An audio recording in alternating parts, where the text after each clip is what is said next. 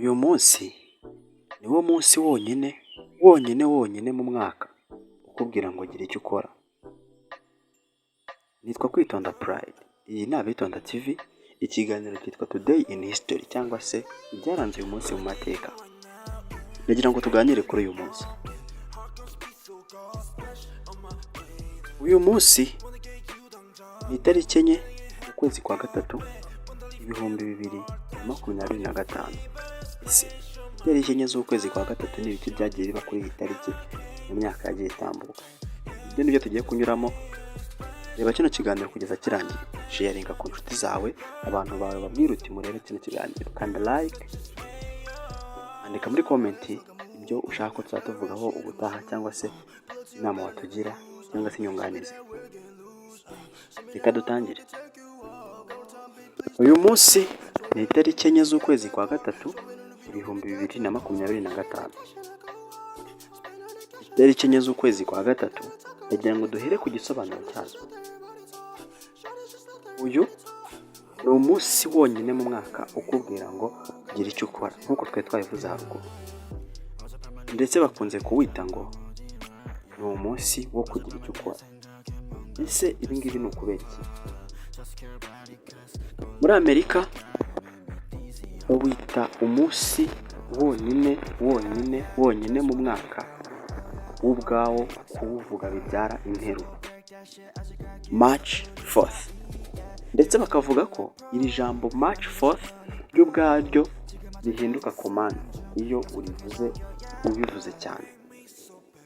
Kuba iri jambo urivuga cyane rigahinduka command nicyo kintu gituma uhita wiyumvamo ko ugomba kugira ikintu ukora uyu munsi. 4th March, tariki 4 z'ukwa gatatu.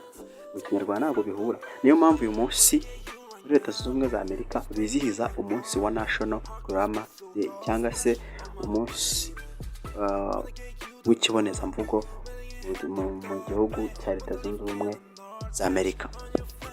Ndagira ngo twihute cyane tugana ku byaranze uyu munsi mu mateka. Ariko mbere yuko tugana mu byaranze uyu munsi mu mateka, ndagira ngo mbanze nkubaze nti ese icyo waba wateguye uri bukore uyu munsi kidasanzwe? Nimba ntacyo, itegure nonaha ukora ikintu uyu munsi gishobora kugira ikintu gihindura ku buzima bwawe, cyangwa se gishobora kugira ikintu cyongera ku buzima bwawe n'ubw'umuryango wawe. Nitwa Kwitonda Pride, reka tugende mu byaranze uyu munsi mu mateka. Reka duhere muri Leta Zunze Ubumwe za Amerika.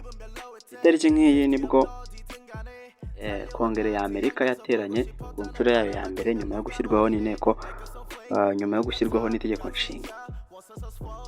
Rero nyuma gatoya iyi tariki byarangiye isiba itariki yo abaperezida bagomba kurahiriraho. Bisobanuye ngo igihe umuperezida yaratorwaga ariko akarahira ku itariki 4 z'ukwa gatatu, kugeza igihe byaje gukurwaho nyuma y'1933. Ubwo nibwo bwa nyuma iyi tariki yabayeho irahira ry'umukuru w'igihugu wa Leta Zunze Ubumwe za Amerika. Muraza kubabona abaperezida benshi bo muri Amerika bagiye barahira kuri iyi tariki. Ibindi byabaye kuri iyi tariki rero, nko mu 1152 uwitwa Frederick Barbarossa yatorewe kuyobora ubwami bwa Roma y'Abagermanike. Uwitwa Edward wa gatandatu, ubwo hari mu mwaka w'1461.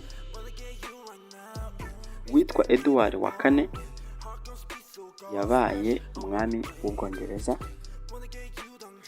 Mu 1635 hatangiye intambara ya kabiri yahanganishije Abongereza n'Abahorandi. 1797 John Adams yabaye perezida wa kabiri wa Leta Zunze Ubumwe za Amerika. Mu 1801 Thomas Jefferson yabaye perezida wa gatatu wa Leta Zunze Ubumwe za Amerika. Mu 1817 James Monroe yabaye perezida wa gatanu wa Leta Zunze Ubumwe za Amerika. Mu 1825 John K. Adams yabaye perezida wa gatandatu wa Leta Zunze Ubumwe za Amerika. 1829 Andrew Jackson yabaye perezida wa karindwi wa Leta Zunze Ubumwe za Amerika. Mu 1837 Martin Van Buren yabaye perezida wa munani wa Leta Zunze Ubumwe za Amerika. Mu 1845 James K. Polk yabaye perezida wa 11 wa Leta Zunze Ubumwe za Amerika. Mu 1849 Zachary Taylor yabaye perezida wa 12 wa Leta Zunze Ubumwe za Amerika. Mu 1853 Franklin Pierce yabaye perezida wa 14 wa Leta Zunze Ubumwe za Amerika. Mu 1857 James Buchanan yabaye perezida wa 15 wa Leta Zunze Ubumwe za Amerika. Mu 1861 Abraham Lincoln yabaye perezida wa 16 wa Leta Zunze Ubumwe za Amerika. Mu 1869 Ulysses Grant yabaye perezida wa 18 wa Leta Zunze Ubumwe za Amerika. Mu 1881 James Abraham yabaye perezida wa 20 wa Leta Zunze Ubumwe za Amerika. Mu 1885 Grover Cleveland yabaye perezida wa 22 wa Leta Zunze Ubumwe za Amerika.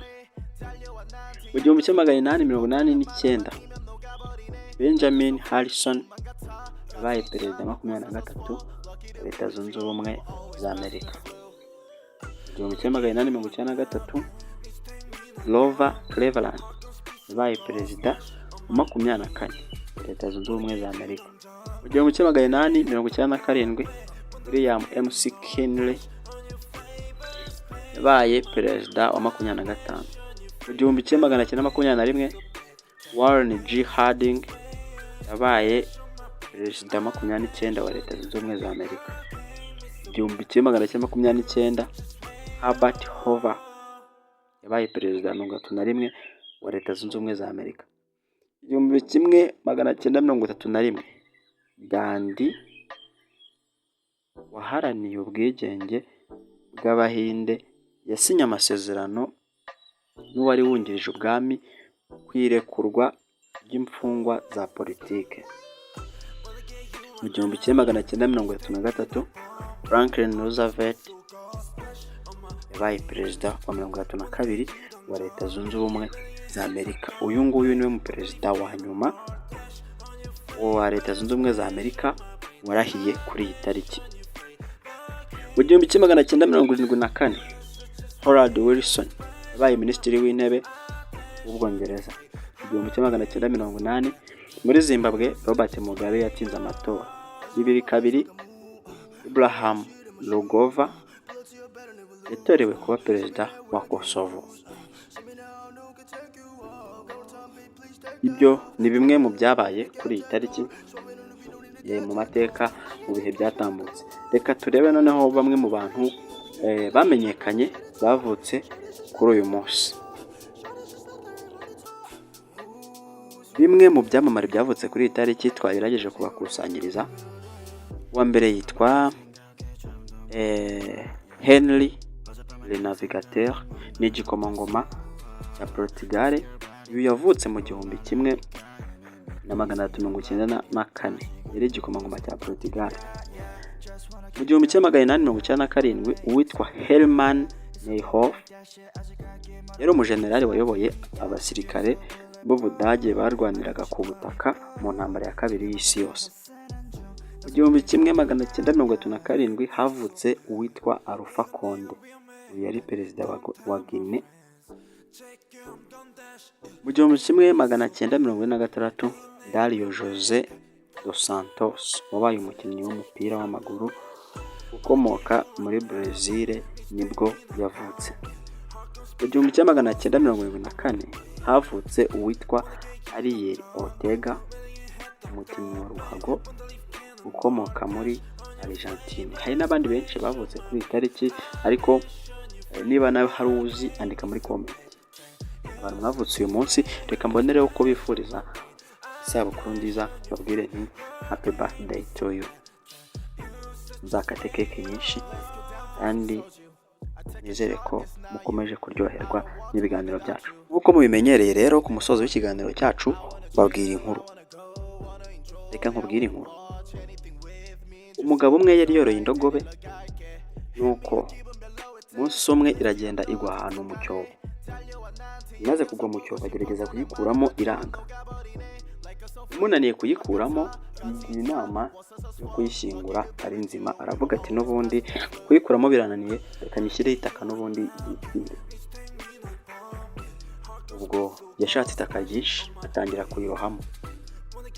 Uko itaka rirohamo rimanuka ari ryinshi cyane, ya ndogobe ibyumvise ikajya riza ikagerageza kurinyeganyeza, ikarishekinga, ikaritigisa kugira ngo ryigire hasi ibone uko irikandagiraho. Uko itaka rimanuka ikagira ikandagiraho, uko itaka rimanuka ikarikandagiraho, uko irikandagiraho niko yegeraga hejuru. Bamanuye itaka ryinshi cyane, ikomeza igenda irimanura hasi rikandagiraho, ikarimanura hasi ikarikandagiraho, irangira yisanze yageze hejuru. Uko ibibazo byakuzira ari byinshi, uko ibintu bibi byinshi byakuzaho, ntabwo ugomba kubireka ngo bize bikugeho bigutsikamire, ahubwo nawe binyeganyeze ubikandagireho. Ibyo bibazo byawe uko byaje bije kugira ngo bigutsikamire guheze hasi. Binyeganyeze, kubikandagiraho ni ukubyigiraho ndetse ukiga icyo wagakwiye gukosora kuri byo. Kandagireho ukomeze ubuzima. Uko kwitonda Pride. Kanda subscribe, sharinga YouTube channel yacu ikomeze zamuka. Iyi video kanda like, ndabizi wayikunze. Andika muri comment igitekerezo cyawe, ibyo twakosora, ibyo twakongeramo, cyangwa se ibyo ushaka tuzajya dukomeza tuganiraho. Mutwereke urukundo, mutwereke ko tubana umunsi ku munsi. Uko kwitonda Pride. Iyi ni Abitonda TV, ikiganiro cyitwa Today in History. Murakoze, ndabashimiye.